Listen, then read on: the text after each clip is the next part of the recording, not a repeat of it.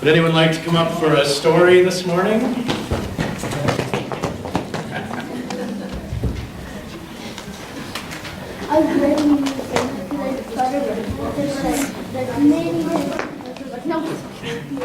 You were ready, I could tell.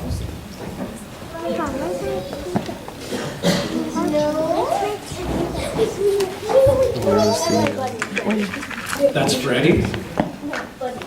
Oh, it's Buddy. Buddy, but his real name's Buddy. We have a new person. Sounds like there's a story there. We have a new person. How is everybody this morning? Pretty good? Perfect? You found lots of chocolate eggs?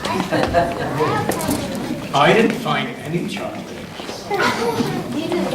But I didn't look for them. You too?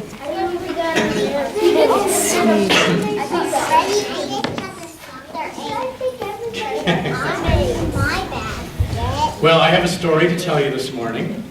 I'm sorry there's no chocolate eggs in this story. I hope that's okay. Is there some in the tube? I don't think so.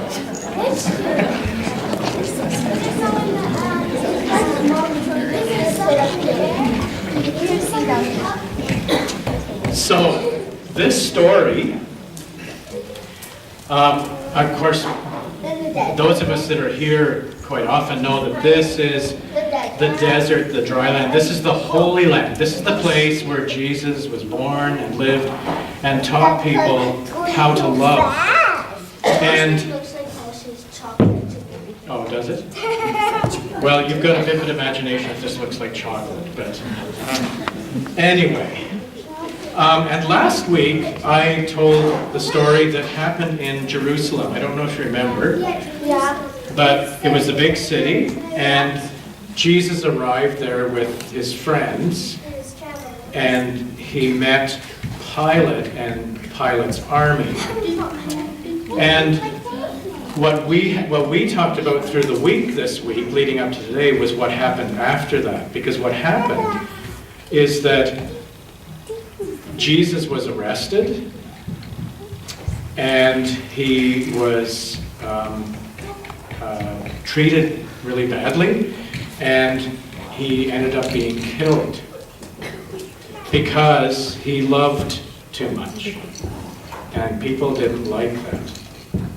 And so our story today starts where that one ends, because after Jesus died, his friends took him and they wrapped his body in cloth and they put him into a cave or like a tomb.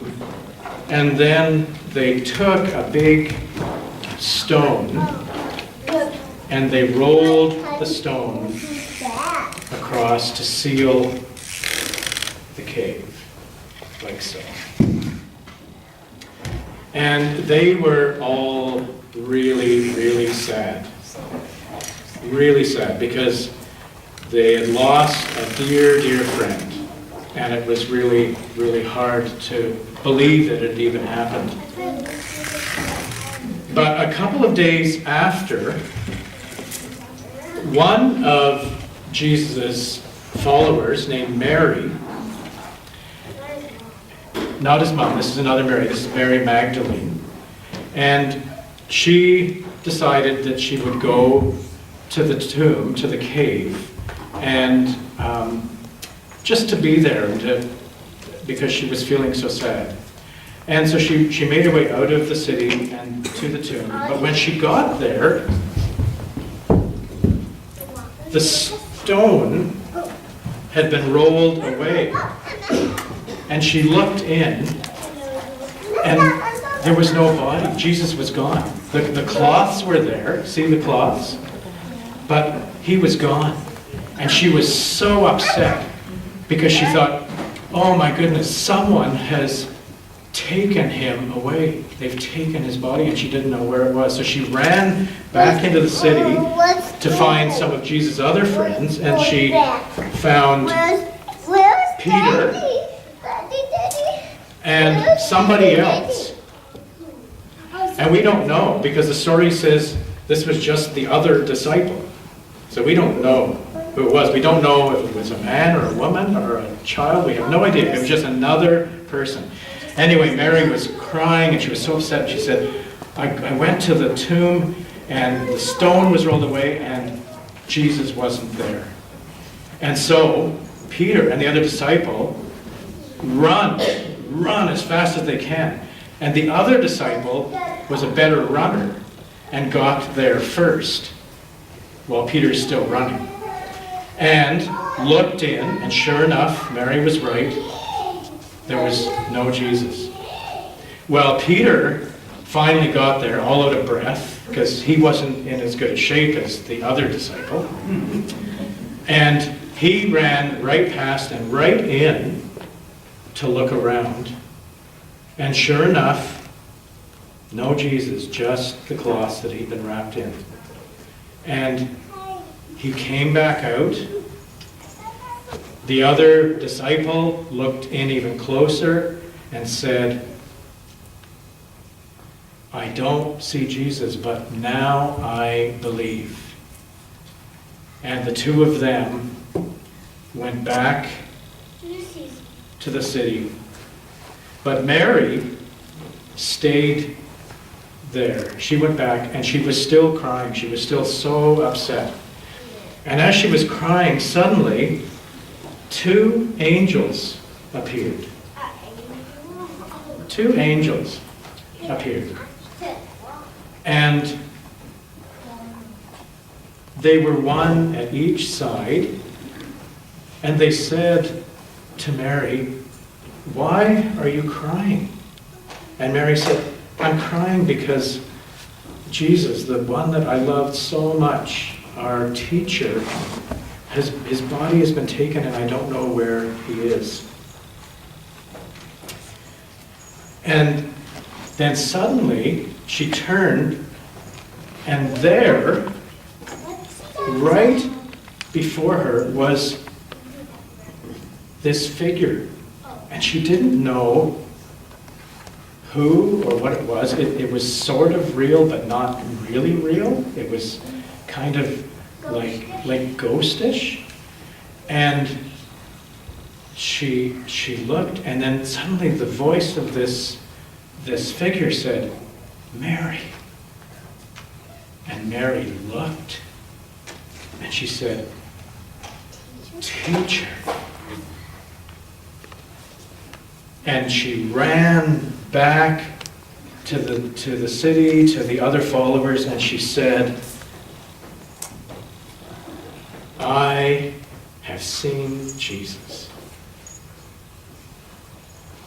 I wonder how it would feel to lose someone that you loved so much.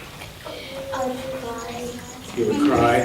Really sad. It'd be really sad. It's super sad. Like if someone was gone for a sleepover tonight, this person you really loved that one, then you would go to your bed and cry. Yeah, if someone went to a sleepover and you weren't there, yeah, that would be really sad too. If you had a pet that died, yeah, that's really hard. Even if you had pets, now when it freaks away, then you'd be sad and you want to play with it. Yeah. Yeah. I wonder how Mary felt when she heard her name called. Mary. Happy, scary? Scared. Yeah, it's really hard to know, isn't it? But she felt happy. I think she felt happy, yeah. I'm scared because she didn't know what to say.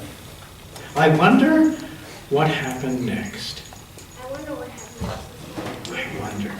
I don't know. I always wonder what happened next. Well, I think you know what happened. You think I know?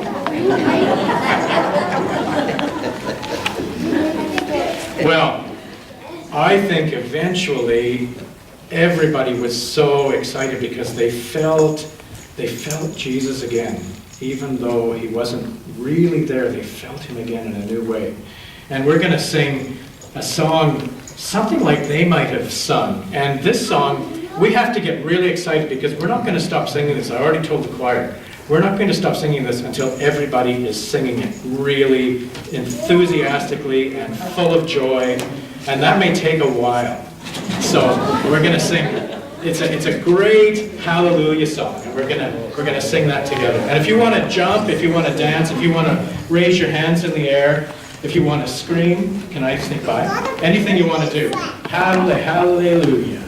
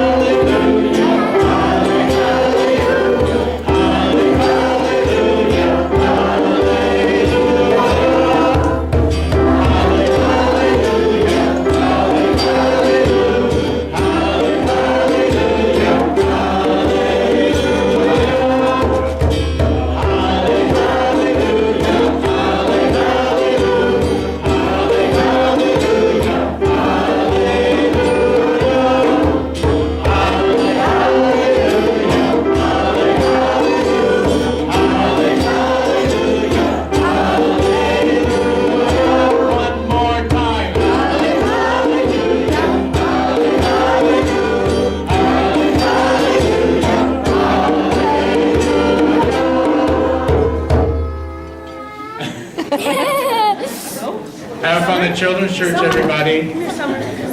It looks pretty cool to me. I was in there. Come here, Summer.